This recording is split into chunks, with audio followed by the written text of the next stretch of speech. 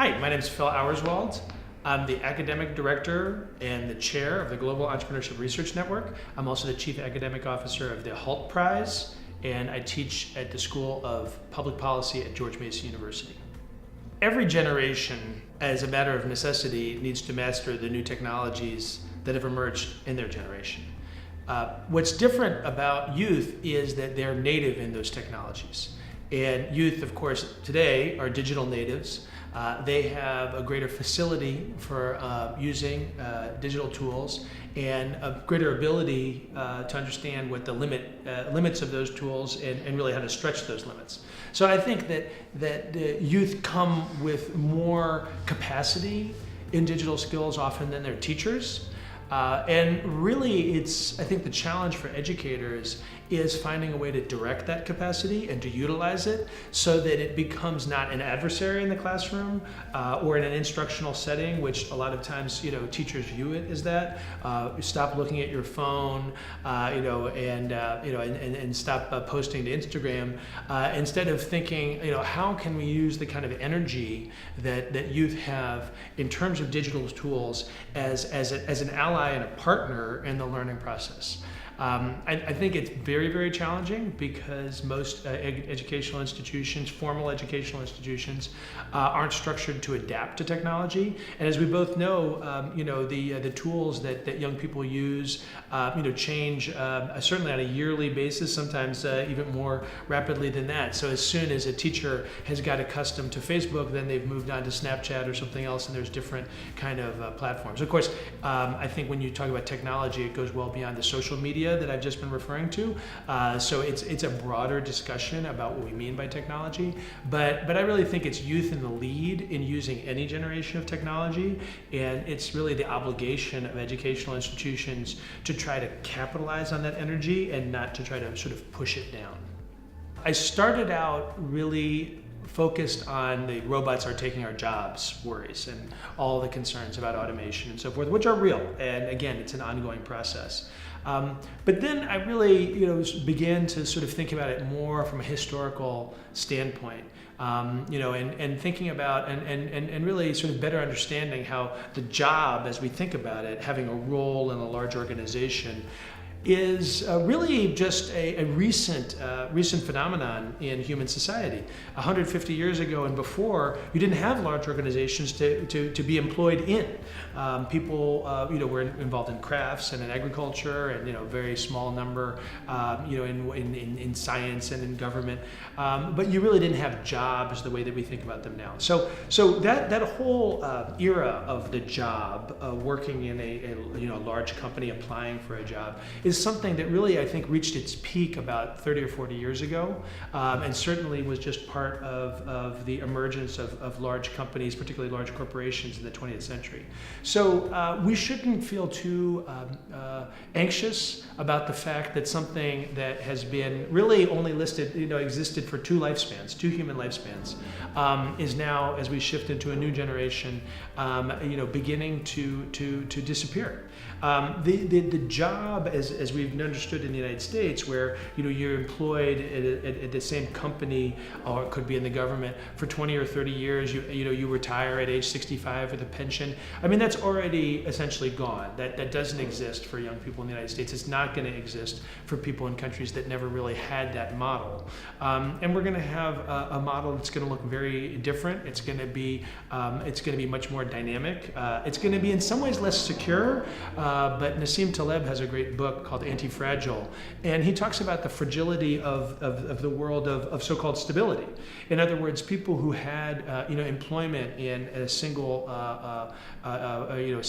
company, for example, as an automaker, and then would retire at 60, often with considerable physical ailments as a consequence of the job, and then completely lost the incidence of really early death after retirement retirement or depression, really an inability to find a new path, right? And I think that the youth of today, you don't be subject to those ailments because they'll never be subject to this sort of 20 or 30 years of the same routine. Now, I'm not saying that that was true for all people. Of course, there was wonderful times, in the era that we're leaving. But this notion of a kind of a secure job and a pension as being some kind of paradise that we're now losing, I think is also misguided. So that's the first point, is it's a long-term change. I think it's an inevitability. I think that there are many positives to the more dynamic, more fluid, but yes, more or less secure world of work that young people are entering today. And the second point is, look, if robots are taking our jobs, or let's say automation, taking our job, then what's left for humans to do? And I think young people really should be asking them that question. They shouldn't be going into career paths that are highly likely to be automated. But the answer to that question, I think, is pretty simple. What's left for humans to do is be human. That seems like kind of a cop-out, right? Or just a sort of easy way out of answering that question. But it leads to the following question, which is, what does it mean to be human? And in fact, that's been the story of the evolution of work. Every time there's been a technological disruption, whether we thought about from agriculture to manufacturing, from manufacturing to services and the information economy, and now from that world into the world that we're entering, there's been an adjustment of really the human experience and what we bring, not just to work, but what we bring to each other of value. And I think all of those domains of work in which people really call upon their humanity, in which people connect person to person and do things that it's actually impossible for a machine or a algorithm to accomplish. Those domains of work, it could be in nursing, it could be in restaurants, it could be in teaching, it could be in guiding and touring and music, in all sorts of creative endeavors and collaborative endeavors and endeavors of learning. That these are all spaces in which being as people with other people and finding and making the most of our humanity, those are the opportunities of the future as I see them. I work quite a bit with organizations that are like Y20, youth focused. I mean, it's a privilege and wonderful opportunity for me since I'm not in that peer group anymore. But I really feel like there's a distinct generational shift. I also have 3 daughters, so I see the way that they look at the world.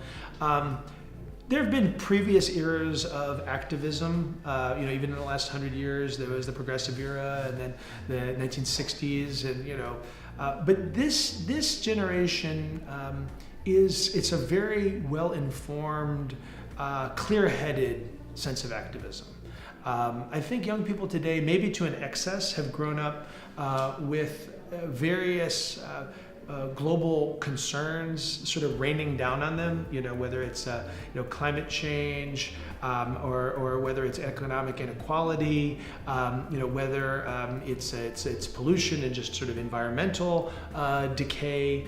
And so there's so many concerns, and I think it can read to a feeling of being overwhelmed, or also feeling that there's a personal accountability to global to resolving global challenges.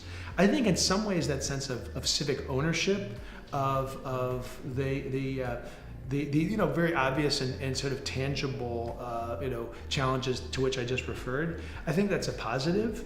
But I'm reminded of a quote that, actually just an observation that a very valued colleague of mine made to me once. The gentleman's name is Vint Cerf. And Vint Cerf is the co-inventor of the TCP/IP protocol. The TCP/IP protocol is the architecture of the internet. So essentially, Vint and his colleague Bob Kahn invented the technical architecture of the internet. And having been involved in a project of that magnitude, I think Vint has quite a bit of credibility in what he shared with me. And somebody, it may have been me, and it's not a term I usually use, made reference to changing the world, or young people or somebody else changing the world. And Vint, who's a very affable person, very friendly person, suddenly became quite agitated. And he looked across at me and said, nobody who's ever actually changed the world set out to do that.